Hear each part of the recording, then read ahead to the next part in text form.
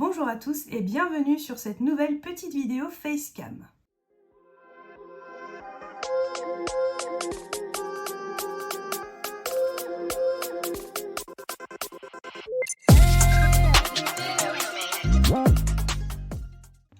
Alors aujourd'hui, c'est pas une vidéo tuto comme je fais d'habitude, c'est une vidéo où je vais un petit peu vous parler d'une nouveauté que vous avez peut-être dû voir passer chez Apple ou pas. Dans ce cas, je vous informe. Apple va sortir d'ici quelques jours un nouvel Apple Pencil moins cher que l'Apple Pencil 2 ou même 1. La différence de prix est assez notable. Et donc si je vous fais cette vidéo, c'est pour vous parler de ce pencil et de vous prévenir de faire attention si vous comptez l'acquérir. Et je vais vous expliquer pourquoi. Alors, avant toute chose, de quel pencil on parle? Donc Apple a annoncé qu'il va sortir un tout nouvel Apple Pencil qui a une particularité, c'est que c'est un pencil qui va se brancher en USB-C sur votre iPad. Donc c'est un pencil qui va avoir quasiment la même apparence, il ressemble beaucoup en fait à l'Apple Pencil 2. La différence, c'est que vous allez avoir une encoche en haut que vous allez pouvoir retirer comme le Pencil 1 avec le port Lightning, sauf que vous allez avoir du coup un port USB-C et c'est via ce port que vous allez pouvoir recharger votre Apple Pencil. Donc c'est l'une des principales différences au niveau physique que vous allez retrouver sur ce pencil. Toutefois, ce n'est pas la seule différence qu'il va avoir avec les deux autres pencils. Je vais vous expliquer. Si vous êtes un artiste et que vous dessinez sur iPad, je vous déconseille fortement d'acheter ce nouveau pencil, même si le prix est alléchant, enfin en tout cas qu'il est moins cher que les deux autres pencils. Vous vous dites peut-être, ah bah c'est super, je vais pouvoir avoir un Apple Pencil pour un prix bien moins cher.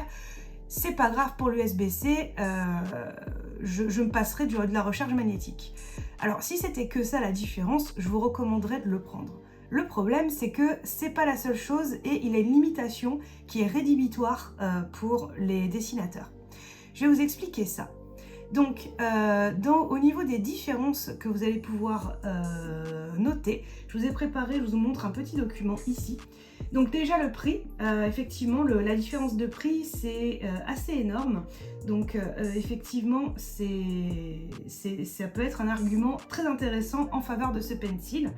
Donc qu'est-ce que vous pouvez faire avec et qu'est-ce que vous ne pouvez pas faire? Donc vous pouvez écrire bien entendu, dessiner, alors je vais mettre des grosses guillemets, mais oui on peut dessiner effectivement dessus. Alors là, il y a une croix au niveau de la caractéristique très plus épais avec la pression. Qu'est-ce que ça veut dire? Ça veut dire que ce pencil ne prend pas en compte les niveaux de pression de votre main. Donc en fait, quand vous allez dessiner, eh ben, le pencil va avoir toujours la même épaisseur de trait sans aucune variation. Et quand on est dessinateur et qu'on utilise notamment des stylets au numérique, l'absence de cette caractéristique, c'est rédhibitoire pour dessiner, tout simplement parce que vous n'allez pas pouvoir créer de nuances, vous n'allez pas pouvoir varier votre trait et vous allez avoir un gros trait qui sera toujours le même, tout pixelisé et c'est équivalent du dessin à la souris. Donc c'est le genre par exemple de caractéristiques que vous pouvez retrouver sur des pencils bas prix que vous pouvez trouver sur le marché qui proposent des pencils compatibles Apple mais qui n'ont pas les points de pression, ce qui justifie justement qu'ils coûtent bien moins cher. Alors du coup, ce pencil, il n'a pas cette caractéristique qui est pourtant l'une des meilleures que fait les autres Apple Pencil, à savoir la sensibilité au point de pression.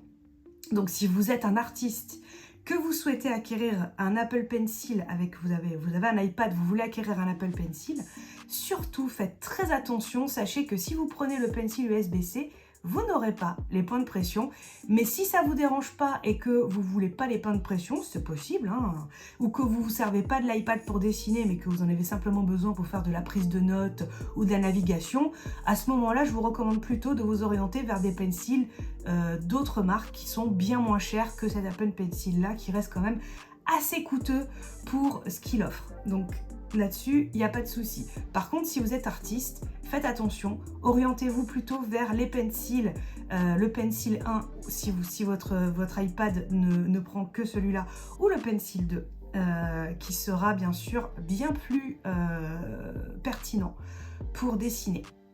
Alors ensuite, une autre caractéristique un peu bizarre de ce pencil. Alors si vous avez, si par exemple sur le Pencil 2, vous avez la particularité que vous pouvez double taper pour changer d'outil rapidement. Moi je m'en sers par exemple pour passer de la brush à la gomme très vite sans avoir besoin de passer par mon logiciel. Vous n'avez pas cette caractéristique sur le Pencil USB-C bien entendu, et autre chose, vous ne pourrez pas non plus le recharger sur la tranche. Il va prendre le magnétisme, donc vous allez pouvoir le mettre en magnétique sur votre iPad, mais il ne chargera pas avec ce magnétisme, donc ça ne sert strictement à rien à part le ranger. Pour le charger, vous n'aurez pas d'autre choix que de le brancher en USB-C à votre iPad. Voilà pour ma petite mise en garde sur ce pencil. Donc faites bien attention, choisissez bien celui que vous allez utiliser avec votre iPad, et si vous êtes dessinateur, je le répète, hein, ne prenez pas ce pencil, il vaut pas le coup du tout pour le prix qu'il coûte, et il n'a pas les points de pression, ce qui est juste pas possible quand on dessine au numérique sur iPad. J'espère que cette vidéo vous aura aidé et que ça vous aura plu. N'hésitez pas à me poser vos questions en commentaire, si vous en avez, j'y réponds très souvent, donc n'hésitez surtout pas. Merci encore pour votre soutien, n'hésitez pas à vous abonner à ma chaîne, ça m'aide énormément. Merci à tous et à très bientôt. Ciao!